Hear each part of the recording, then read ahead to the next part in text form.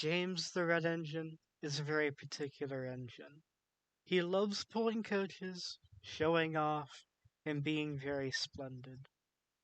What he doesn't like, however, is doing menial goods work on a secluded branch line. But there he was, going back and forth, pulling cement trucks from one end of the branch to the other. "It's not fair," he remarked to nobody in particular. "How do I get assigned to fill in for a tank engine like Fergus?" His crew, used to his remarks, said nothing. "I'm far too big to be doing such a small job." It made sense to him, he thought. Surely a tank engine should be doing another's job, not him. He had better places to be, like pulling the express, speeding down the main line, stopping at all the big stations. His thoughts were rudely interrupted as he approached what looked like an old, dilapidated station. The signal ahead was set to red, so he had to wait. James took the opportunity to eye the building down, taking it in as he waited. Its platform was old and worn, its bricks forming cracks, with weeds having broken through. The building had seemingly collapsed in on itself, with the roof only partially covering the structure. Its walls were a dirty, muddy brown, stained with who knows how many years of soot and grime. The area where a door would be was boarded up, along with the windows. James just couldn't understand how it got into such a state of disarray. To an engine as obsessed with looks as he was, the sight of it was downright unsettling. He couldn't help but cringe a little as he viewed it. But before long, the signal changed, and he set off again. Later that evening, James arrived at the cement works, tired after a long day of work. He left his trucks and went to the shed, where Fergus was being attended to. "How far are they on your repairs?" asked James, hoping for sooner rather than later. "They're almost done," replied Fergus. "Just doing some minor fixes now." James smiled a little, knowing he wouldn't have to deal with this work for much longer. His smile faded, however, remembering his encounter with the station building. "I just don't get it," James wondered to Fergus. "Get what?" asked Fergus in response. "That old station along the line. I just don't get how I was able to get in such a state," he replied. Fergus contemplated for a moment before responding. "That's one of the stations of the old railway that used to run this line," he said. "Most of the others have been demolished, though." "No wonder it's so run down," James remarked. "Why haven't they demolished that one?" "They can't," replied Fergus, frowning. "What do you mean they can't? Surely it can't be that difficult to knock down. The building's barely standing up," laughed James. Fergus's face grew serious. "It's not a matter of strength, James," Fergus replied. "It's something more than that." "Something more?" James asked, confused. "It's a long story," Fergus replied, and he began to tell James all about the station. Long ago, when the cement works first opened, there was no Northwestern Railway. The line we're on now was run by the Sudrian mainland. I never ran on that line myself, as in those days I was always shunting here. I did, however, often talk to the little engines that worked the line, as they would take the cement to its destination. They'd tell me how things were going out there on the line.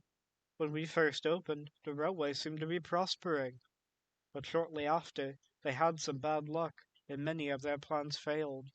Their bridge project collapsed, their further plans were cancelled, and, most unfortunately, their tunnel caved in on itself.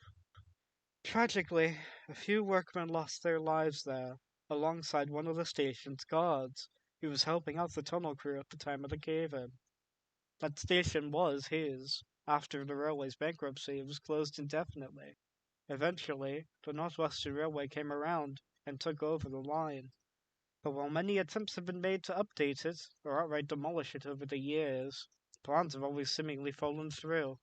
It's prone to, activity.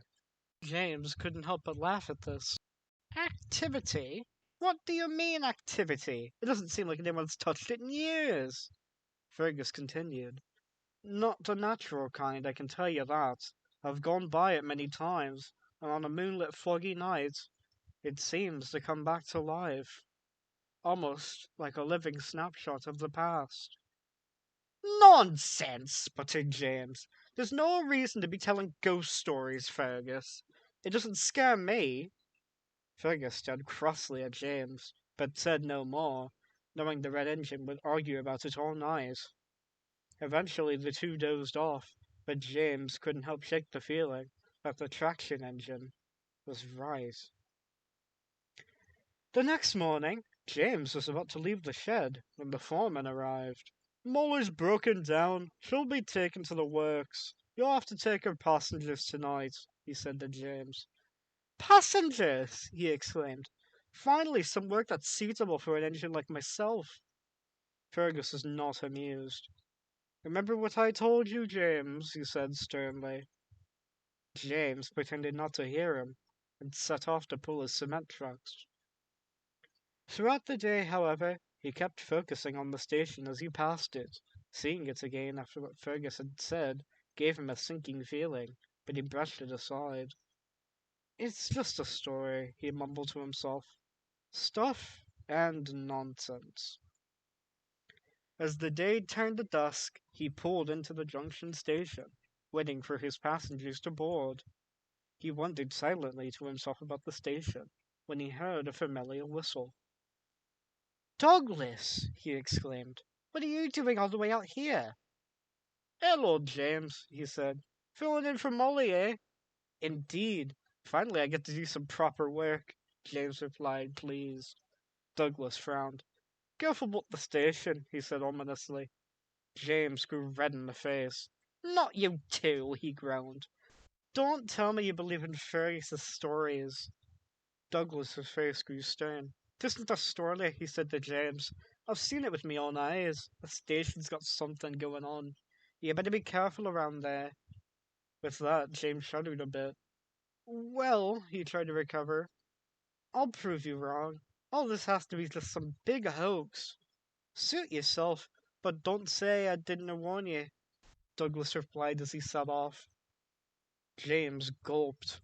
Soon his passengers boarded, and the guard blew his whistle, and the red engine set off. James was running nicely. The moon shone brightly, and there was no fog in sight. He even passed by the old station, and nothing seemed out of the ordinary. See, he told himself, nothing to be afraid of. Just some old station, that's all. But as dusk became night, James's good mood soon disappeared. A mist started to appear, and the moonlight shone brighter than before. Maybe Fergus is right, he wondered. He was beginning to worry. Eventually, he found himself at the junction station yet again, and his remaining passengers disembarked. One stop left, he told himself. Soon be over. As James was worrying, his crew were talking on the platform with the guard. Pretty strange to be assigned to a train with no passengers on it, remarked James's driver. That's usually how it is, said his guard.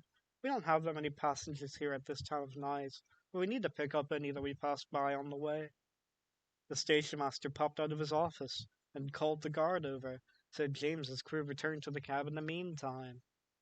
James's crew struck up a conversation between them, when suddenly they heard a guard's whistle, followed by a voice booming, All aboard!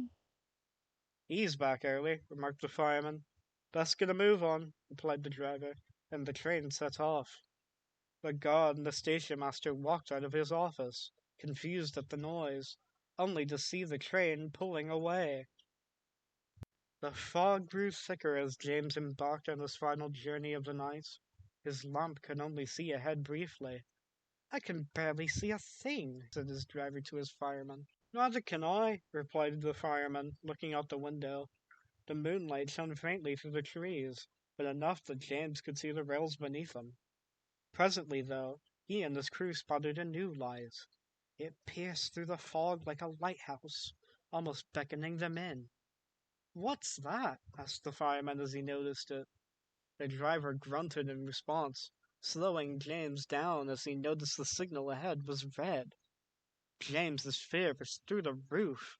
He almost trembled at the sight in front of him. It was the station. At least, that's what it seemed to be. But it couldn't be, for this station was intact, populated with a platform full of people, and most of all, glowing. A faint glow, but noticeably luminescent, standing out against the foggy prison the engine found himself encased within. What's going on? The driver wondered aloud as he peered over at the building in front of him. Neither driver nor fireman were expecting this stop on the line. Only 3 stations were present, and this wasn't one of them. Well, there were 4, but surely that run-down old shack wasn't this. Couldn't be. The crew then directed their attention over to the passengers, and tried to get a better view, but they couldn't. It was blurry, like they weren't actually there. They swore they could almost see through them. From what they could tell, the passengers appeared to be workmen, wearing what looked like old uniforms, the exact company of which the crew couldn't quite recognize. Their faces were expressionless, staring blankly ahead. They almost looked like statues. The crew then turned their attention to each other, about to ask the other what they saw. But before they could speak, they heard a familiar noise, a guard's whistle. Suddenly, all the passengers began to board the train, almost as if they were in some kind of trance. Once they all boarded, the crew heard a second whistle, followed by a loud, "All aboard!" The signal changed to green, and without a word, the crew set off once more. James, throughout the whole endeavor, was in a state of shock. He had seen everything, and couldn't believe his eyes. He tried to rationalize it, assuming he'd just forgotten about another stop on his train, or that he'd somehow gotten which station he was at mixed up. But no matter what explanation he tried to come up with, he just couldn't shake the feeling that something here was very wrong. Eventually, he reached the big station at the end of the line. He stared at the wall in front of him, taking solace in the fact he wouldn't have to worry about seeing any more inexplicable events. His crew, however, were dumbfounded. "You could almost see through them," his driver said. "I know," replied his fireman. "And the way they just blankly stared ahead. It's all so confusing." The two continued on about it for a few minutes, until his fireman made a realization. "Hold on. The passengers should have disembarked by this point, shouldn't they?" "You're right," replied the driver. "I'll go check on them." The driver looked over the train and returned with a blank expression. "There's nobody in the coaches," he said. The fireman walked out of the cab and checked himself. They exchanged a glance, and both went over to the station master's office. James, having overheard the conversation, had a single thought running through his smoke box. Fergus was right. James remained at the platform as his crew spoke with the station master. After what felt like an eternity, the 2 men returned to their engine. They left their coaches on the siding and took James back to the cement works. The fog was still thick, but thankfully no further sightings occurred. As James backed into the shed, he glanced over at Fergus. The old engine was fast asleep. Even though he wasn't awake, James still felt much safer next to him. His crew said farewell, and they left him at the shed. He shut his eyes, trying to get to sleep, but to no avail. Unknown to James, however, his experiences for the night weren't over. No sooner did he close his eyes did he hear the sound of boots on gravel. James tried to ignore it, but the footsteps grew louder. He opened one eye, still tense from the prior events, expecting to see something, but he didn't. He yawned and closed his eyes again. A few minutes later, the footsteps began again. James was growing more annoyed than scared at this point, and opened his eyes again, expecting to see nothing. But this time he could see the faint glow of a figure, staring in the corner of the yard. He couldn't make out much about it, but they appeared to be wearing a uniform with a hat, and in their hand was a guard's whistle. James gulped, making the connection between their attire and the previous experiences. He wanted to close his eyes again, pretend it was all a dream, but he couldn't. As he stared at the figure, it slowly crept forward, step by step. The sound of boots on gravel getting louder and louder, until it was almost in front of James's buffers. James still couldn't get a good look at the figure, almost as if it was blurry. James stared at the figure, trying to see them better, but to no avail. Despite his best attempt, he could only see through them. He tried to speak, but no words would come out, so his staring continued. What do you want? James managed to whisper at last. The figure remained silent. Why did you come here? To the sheds? James said, working up courage. Again, the figure remained silent. His fear turned to rage. Why won't you leave me alone? James snapped. He had had enough.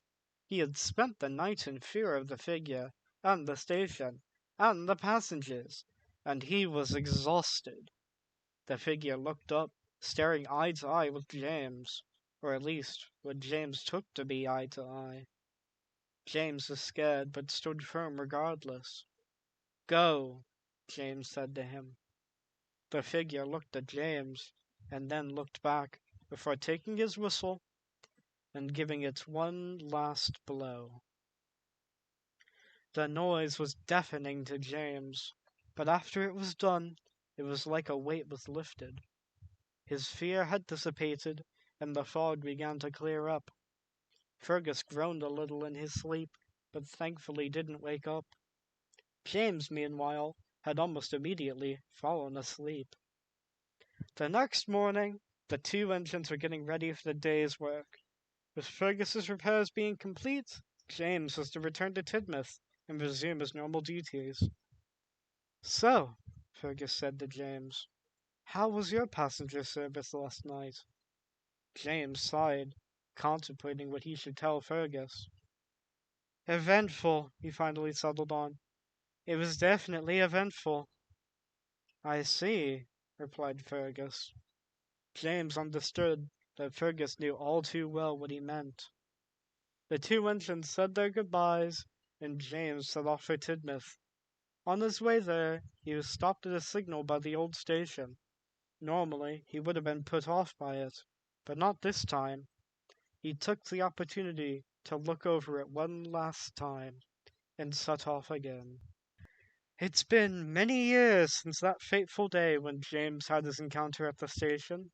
Neither Fergus nor Douglas had had any more experiences at that station, and it was finally torn down. James has been back to the branch line on many occasions, though he still begrudges pulling cement trucks. But on a foggy, moonlit night, James still says that he hears the faint sound of a guard's whistle, and a voice saying, All aboard!